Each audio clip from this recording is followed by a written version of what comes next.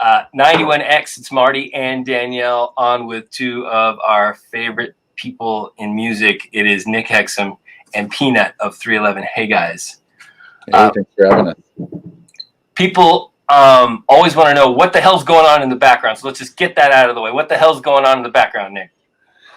Well, this is my vocal mic. Those are my guitars. That's my Rhodes over there. And so this is my little guest house studio where I can just go and concentrate. I used to have a studio in the house, but then the kids would come and bang on the door and say, let's go jump on the trampoline. And I couldn't resist that. So now I work over here.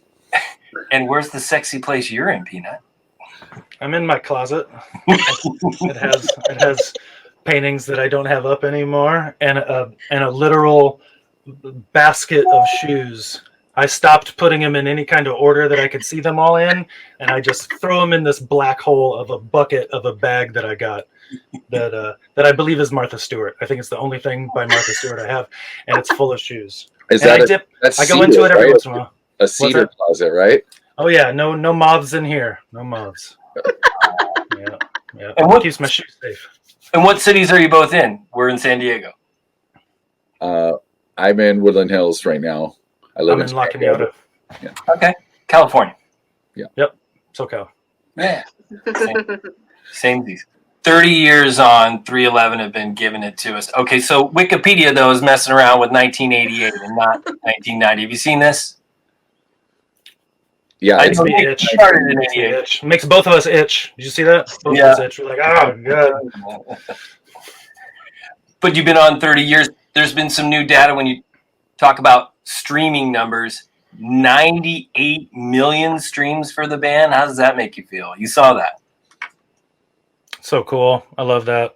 I like the amount of hours too. It was like, thousands of years of actual time spent listening to us. I think that's so cool. Those are ideas we could have never wrapped our heads around when we were teenagers getting this thing started. And let's go back there real quick.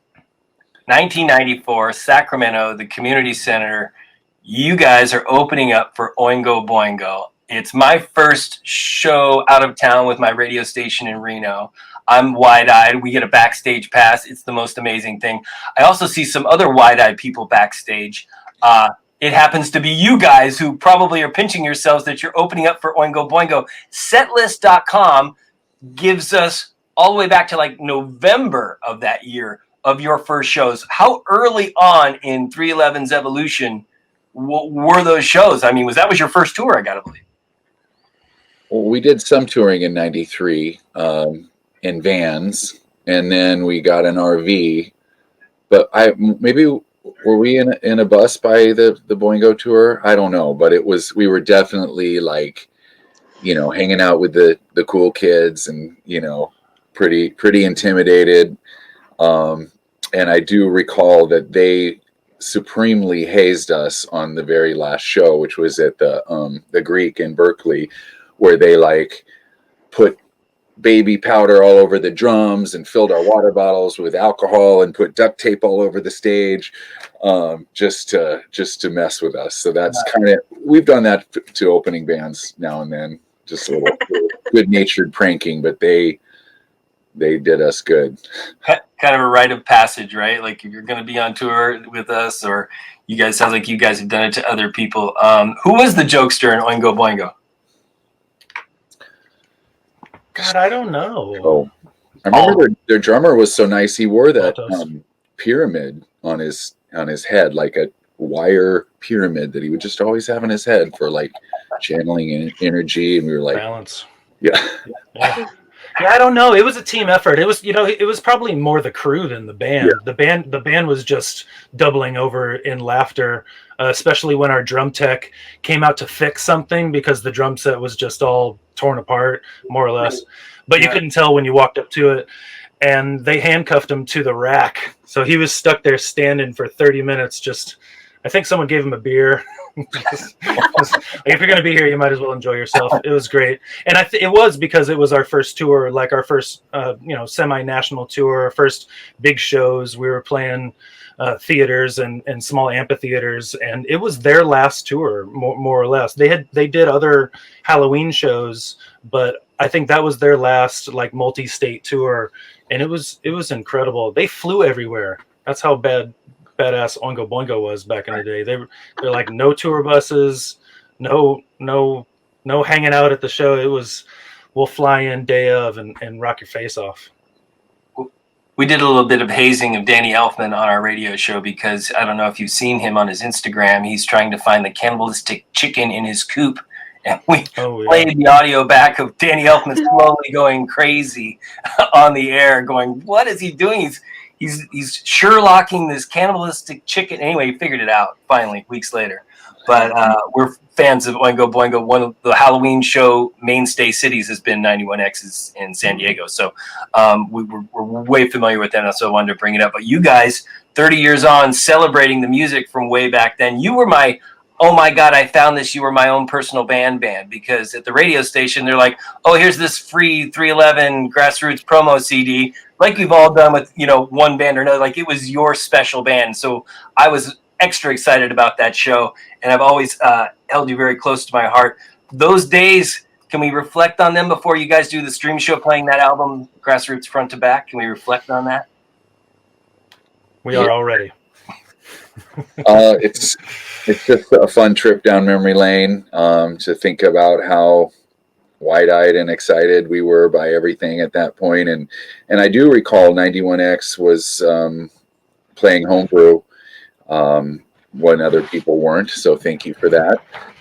And then you guys went on Don't Stay Home before other people did on the next album. But it's a very creative album, and we recorded it in our home, so we got to experiment more. And songs like the song Grassroots has a ton of cool jazzy changes in it, and we were really taking a pretty big step forward from our first album, and it's going to be fun to play. Yeah. Have you ever done this album front to back since those days? I mean, since those early shows, have you guys, let's play it front to back. I mean, maybe in practices getting ready for this, but was the last time you played this material start to finish? Have you? I think we've busted it out on like 25-year anniversary. I recall a Milwaukee show where we kind of have to play the whole album because it's the anniversary. So we've done it a couple times, but we got a bunch of cool extra stuff for it tonight with trivia and different surprises that I cannot reveal yet. I like it. You've said too much. People will know. There will be no surprise. You guys, Danielle knows a lot about beer. She is a beer aficionado, a connoisseur. She wants to talk beer with you guys because you have your own beer. Are you going to have some of your beer on stage with you tonight? Yes. San Diego is the capital of craft, and I just love craft beer so much. And I just want to know, how did you guys really get into the craft beer game, and did you help come up with the recipes? Tell me about it. The guys from the Rock Brothers in Tampa, Florida, approached us as they were going after bands and trying to make their favorite beer, which I was instantly instantly woken up from the dream that I was in before that. And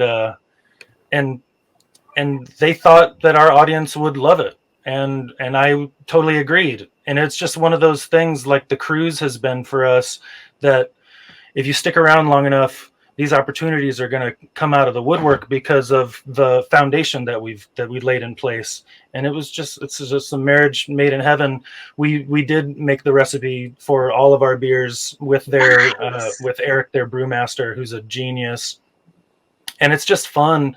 The first sit down with those guys was, we can do anything you want. It's a recipe. So let's talk about it. Let's drink some beer and talk about what you like about what you're having.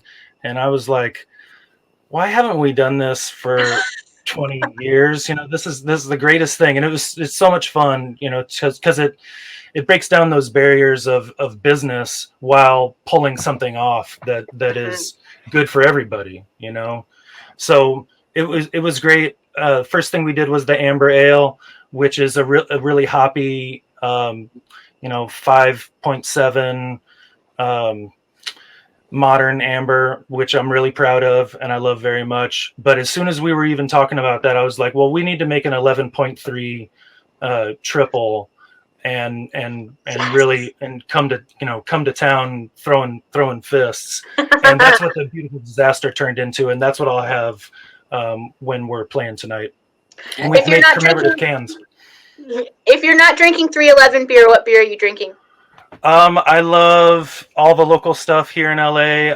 I've been a fan of Stone forever and ever, as they're one of the most capital OG craft brewers around. I go to Stone in Pasadena frequently. They smile when I walk in and I wave, and it's just great. But I love McKellar. McKellar absolutely destroys. I'm so sad that they've had to shut down their brick and mortar downtown LA, because that was one of my favorite places to go. It's so simple, just wood and steel and art, kind of like my closet. And Humble Sea up in Santa Cruz. Peanut, we need to get together and have a beer. Yeah, let's do that. The beer, you need to have your own date on this. I know. Experimenting with beer and always experimenting with music. We know Nick did the record with his brother. You guys have always been pushing your sound into new territory. All of that said, you guys are, let's say, on the Mount Rushmore of rap rock and roll. I mean, are you guys proud of that? Are you proud of that? We'll take any statue they're making. I mean, yeah, we definitely are proud of the fact that we, came up with our own blend that was not just rap and rock, but reggae and funk and jazz and Latin. I mean, we just had sort of a anything goes, anything we like, we can put in our music, and that took a while for radio to come around to us, but we just kind of stuck to what we do. And it's great to break down barriers, and now it just seems normal. But yeah, looking back at it, there was no rap rock on the radio before us, before like the song Down. Maybe just like one song, like Faith No More's Epic, for example, was, predates our band, but there was not many. And, we love exploring genres, and music is a never ending journey. You can keep finding new places to go. And the only blockade is a mental one. If you feel like, oh no, we can't go there, you just got to keep broadening your horizons, broadening your listening experience, and it stays fun. Do you guys have a favorite San Diego moment? We've seen you at Street Scene a couple of times. I know that you guys were playing under the trolley underpass one time, and Nick, you were rocking that signature wife beater with hemp puka shell necklace, which is a look I kept for a long time, inspired by you. I recall SOMA. Did we play SOMA with Korn? And the Deftones. What? Yeah. Yep. Yeah, unreal. That was that tippy top Diego moment. The first time, I don't know if it was the first show with Korn, but it was the first time I really watched them. And I was talking with Fieldy after the show, and I was like, what are you doing? What are you guys doing? And Jonathan came out just in a mad rush, just like swimming through people, grabbing shoulders, and like, the football move, and just vomited everywhere. And I was like, oh my God, these guys are the real deal. Rock and roll is not dead. And I was just blown away. I mean, he was so emotionally torn up from the performance that he could contain it no longer. It was incredible. That's why you want to join a band and play with lots of bands, because you never know what you're going to see backstage. Oh my God. We are looking forward to the Grassroots front to back show. We are looking forward to the Blue album front to back and more from you guys. It's such a pleasure to have you on with us. Thank you. Thank you guys so much. Of course. Let's do it again. Yeah. 11. Love from 91X.